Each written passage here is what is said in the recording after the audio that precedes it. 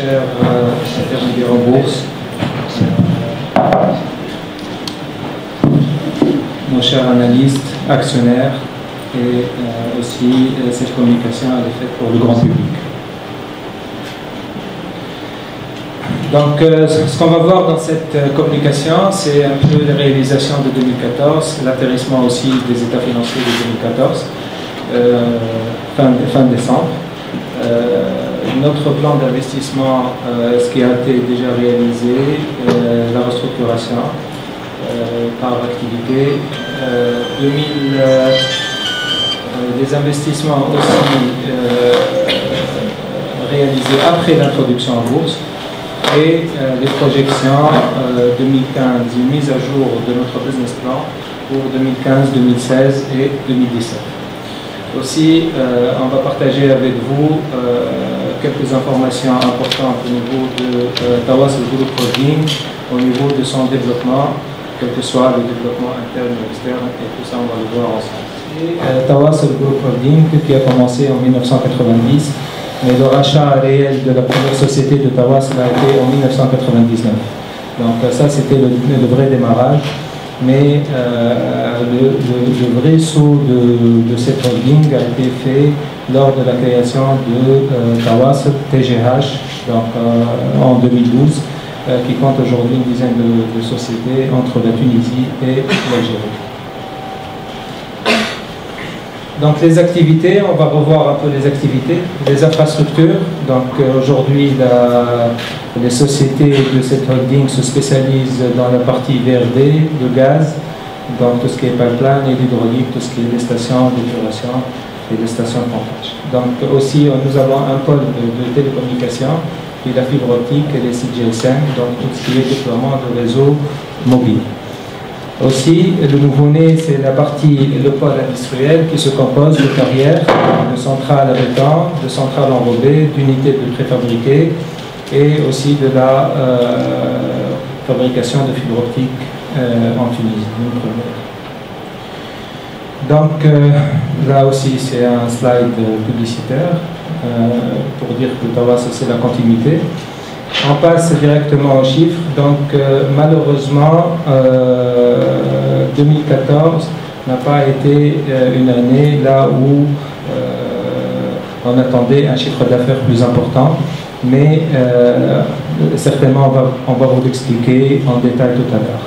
Mais quand vous voyez un peu les chiffres de TGH, donc on voit un saut de 2010 à 2011, puis une consolidation en 2011-2012, un saut important de 2012-2013, et une consolidation entre 2013 et 2014, et on va voir tout à l'heure aussi 2015, qu'est-ce que ça va donner comme chiffre. Donc on va voir un peu en quoi l'atterrissage de cette année, qui est une année très difficile pour nous.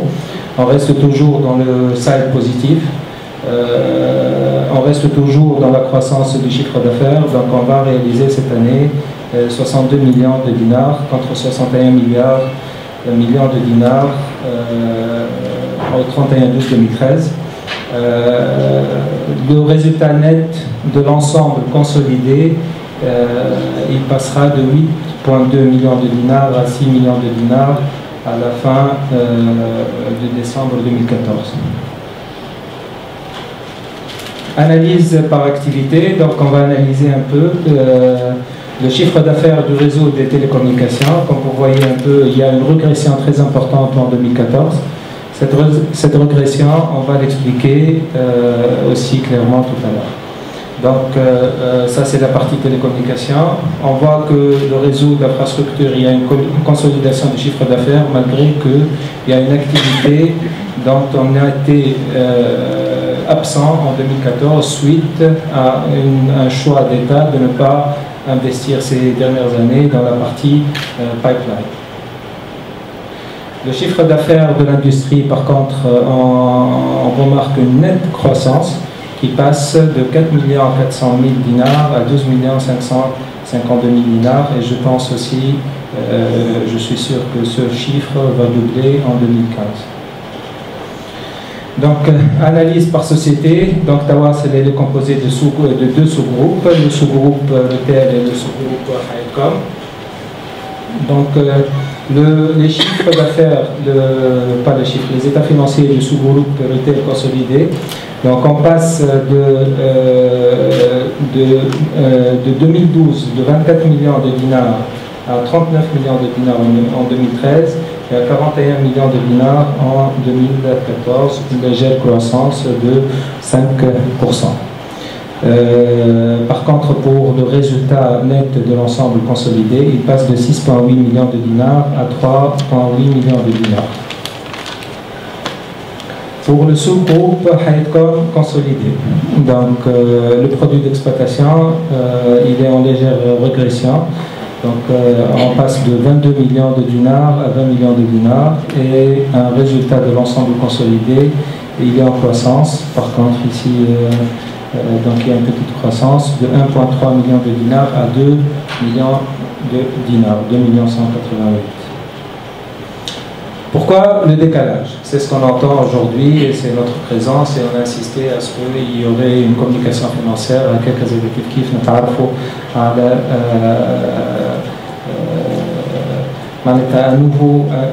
une nouvelle communication. On sait très bien qu'il y a pas mal de questions sur le marché, aussi parce que le cours de l'action a baissé.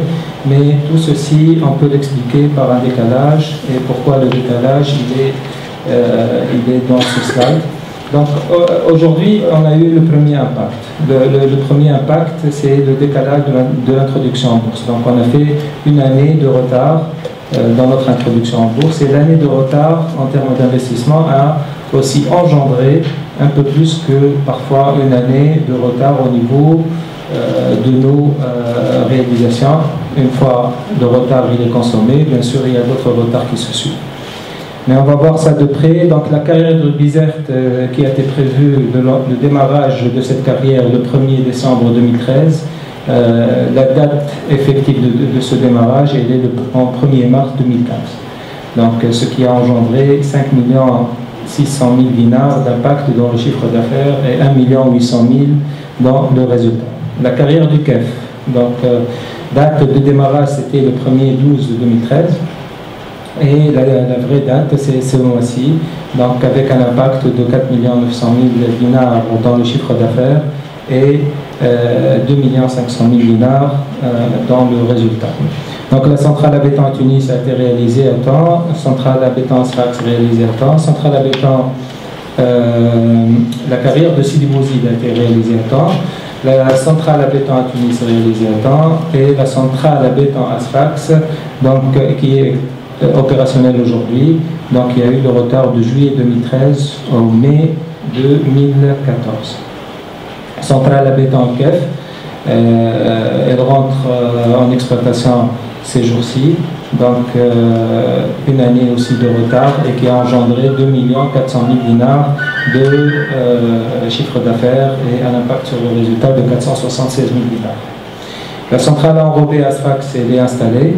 La centrale enrobée de Medine, donc suite à une décision stratégique, elle a été remplacée et déjà achetée. Donc la centrale à béton, l'investissement a été réalisé, mais le choix n'est pas encore clair chez nous, vu que nous avons gagné pas mal de projets dans la région de Bizert, donc probablement ça va être installé dans cette région-là.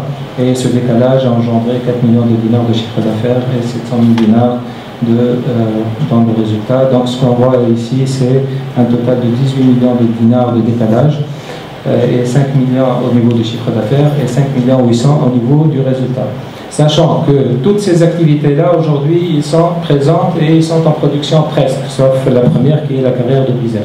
Donc on prévoit que tous ces chiffres-là, c'est pour cette raison qu'on a appelé décalage. Donc le décalage, on va voir le fruit de ce chiffre d'affaires et le fruit de ce résultat en 2015, Inch'Allah. Donc ici aussi, la direction générale a voulu partager son plan de restructuration au niveau des activités et des pôles industriels sur le territoire national. Donc ça, c'est les anciens investissements qui ont été réalisés avant l'introduction en bourse, donc qui datent depuis 6 mois aujourd'hui. Donc la centrale à béton en vert à Tunis, l'enrobé en rouge à Tunis et à Sfax, et la carrière de Faïd à Faïd qui est Sidi Bouzid, qui sont déjà réalisés. Donc juste on va voir un peu les réalisations de nos investissements juste après l'introduction en bourse, donc la levée des fonds. Donc on passe à ces 3 pôles. Donc le premier pôle qui est le pôle de Grand Tunis, y compris Bizerte, donc la centrale à béton de Rawet, réalisée, et la carrière de Bizerte qui va être réalisée ces jours-ci. Donc c'est ce qui va faire le premier pôle au Grand Tunis, y compris Bizerte. Le deuxième pôle, ça s'appelle Gelissa. Donc la carrière de Gelissa, l'investissement a été réalisé juste après l'introduction, et aussi la centrale à béton au KEF, ce qu'on voit en vert, ça a été réalisé après l'introduction. Pour la partie Sfax, Sidi Bouzid, donc une deuxième unité, une deuxième carrière de Faïd a été réalisée après l'introduction pour compléter la centrale à béton aussi à Sfax, dont l'investissement est totalement achevé. Donc aujourd'hui nous possédons 3 zones industrielles complètement indépendants, même en termes managériels, et dont la synergie elle est très importante, et ils servent aussi à offrir une valeur ajoutée ou un avantage compétitif à notre entreprise de réseau qui s'appelle Retail. Ça, c'est pour vous rappeler un peu notre stratégie. Donc, notre stratégie se pose sur la synergie de nos pôles industriels pour offrir des tarifs très intéressants et un produit assez compétitif pour les marchés dont nous participons, et que notre carnet de commandes ne cesse d'augmenter au niveau de nos entreprises de chantier. Donc le béton et l'enrobé, c'est les principales activités dont ils consomment de la carrière, principalement les agrégats de béton, et que tous ces produits sont servis principalement, ils sont entre 40 et 50% de nos chantiers. Il y a eu un deuxième impact. Donc, on a voulu pas jouer, mais bon, ça c'est la vérité, la transparence aussi. Mais quand on a réalisé notre business plan, on s'est fié à un de nos clients qui est Ooredoo. Ooredoo nous a ouvert ses livres en 2012. Je pense que notre évaluateur aussi les a vus suite à un business plan qui a été bien défini et qui était aussi objet de faire une introduction en bourse. Donc, toutes ces données-là étaient pour nous des données fiables. Nous occupons aujourd'hui une position de leader sur le marché et nous pouvons vous assurer que nous détenons plus que 70% de part de marché dans tout ce qui est fibre optique. Malheureusement, après, en 2014, donc fin 2013, début 2014, il y a eu un changement, on n'a pas été au courant de ce changement-là, de notre opérateur historique Ooredoo, et qui a loué du réseau de la fibre au sein de Tunisie Télécom et la SNCFT. Donc il y a eu une baisse considérable de chiffre d'affaires de cette activité. Mais cependant, il y a eu, donc ils se sont orientés vers une nouvelle nature de projet qui est le FTTX, qui nous donne aussi une valeur ajoutée au niveau du know-how de cette technologie, c'est de ramener la fibre au sein même de chaque bâtiment, quel que soit, il peut être un bâtiment résidentiel ou industriel ou aussi de sites eux-mêmes en interne pour le bon fonctionnement de leur réseau. Donc le changement de ce type de projet nécessite un investissement supplémentaire. Donc cet investissement a été réalisé. Un changement aussi au niveau de méthodologie de travail. Et cette méthodologie de travail, comme vous savez, il y a un training curve à assurer pour chaque nouvelle activité. Et nous pouvons, avec toute fierté, vous dire que nous détenons plus que 90% de parts de marché dans cette activité-là. Et c'est une activité qui est aujourd'hui exportable. Et nous avons nos équipes qui sont là, je les vois, de l'export, qui peuvent nous assurer cette information. Donc, ça a engendré une baisse de résultats. Dans cette partie-là, on a bien travaillé pour bien dimensionner nos nouvelles équipes. C'est clair, il y a une part de marché à prendre au départ, donc plus d'investissement, plus de charges, mais ça va être optimisé au niveau de l'année 2015.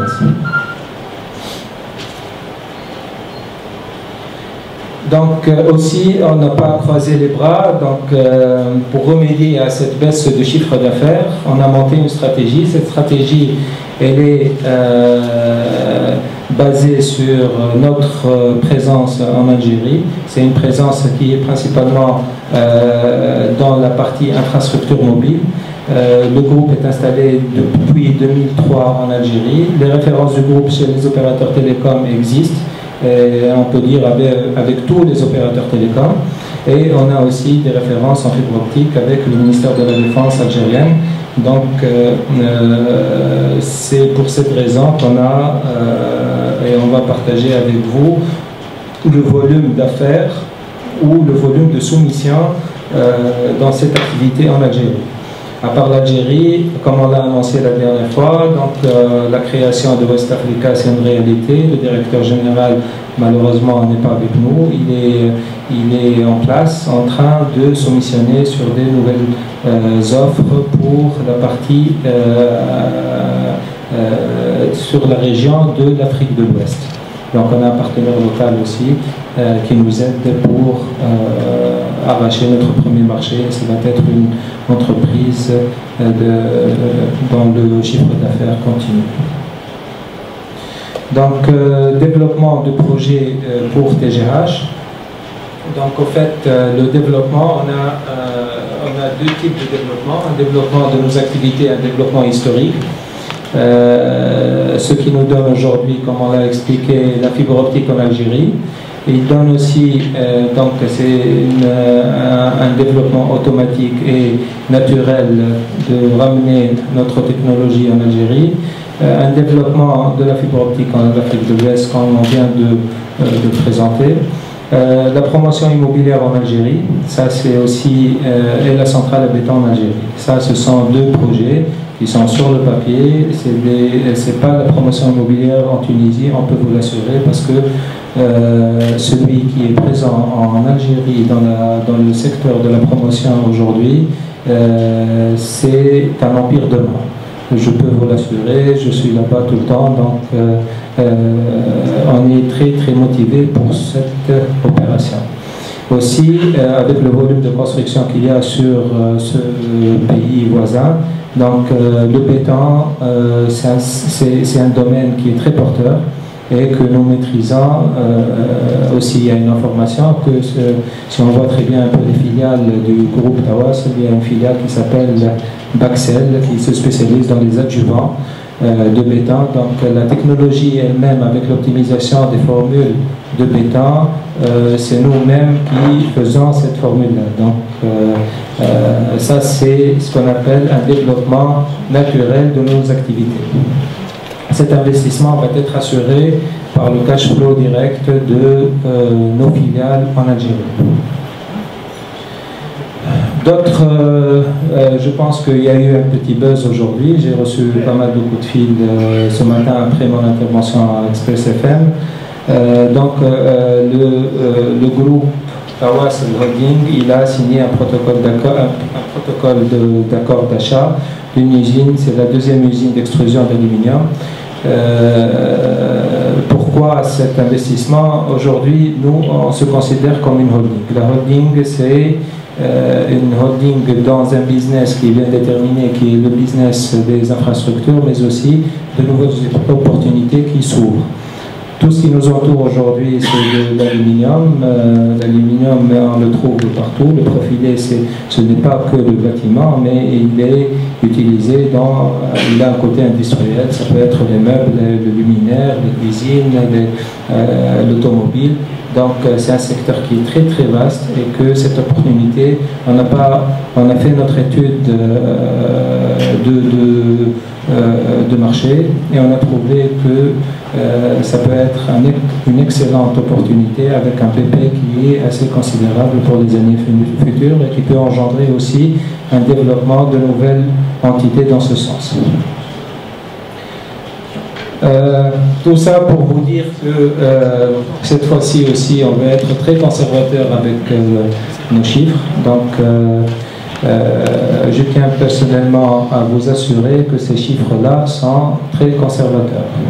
Donc une mise à jour de BP de 2000 les 3 prochaines années. C'est des années qu'on peut voir et qu'on peut signer sur ces années-là. Donc le produit d'exploitation pour l'année 2015, il va dépasser les 100 millions de dinars. Comme on vient de le voir, le groupe apparemment ne peut pas avoir une croissance soutenue pendant 3 années consécutives. Donc ce qu'il fait, il fait une bonne croissance, il fait une stabilisation et il passe à un autre niveau. Donc là, 2014-2015, on passe au niveau supérieur qui est la barre de 100 millions de dinars. Cette barre-là, elle va dégager un résultat net de l'ensemble consolidé de 11 994 000 dinars. Pour l'année 2016, ce chiffre d'affaires, il va passer à 109 millions de dinars. Je répète, ce n'est que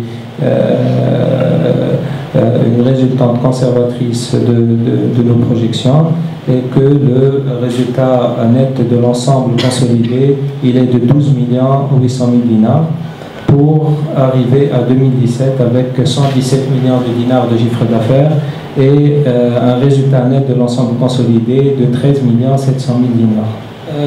Notre carnet de commandes aujourd'hui, il dépasse, comme vous savez, le carnet de commandes, c'est un peu parce qu'on parle de sociétés de services et sociétés de marché. Donc en soumission, on a des marchés. Ça, c'est la partie principalement télécom et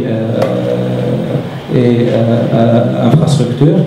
Mais il y a une autre partie aujourd'hui qui est industrielle, qui n'est pas compris dans ces chiffres-là. On ne parle que de marché qu'on a gagné. On parle un carnet de commandes de 124 millions de dinars répartis comme suit.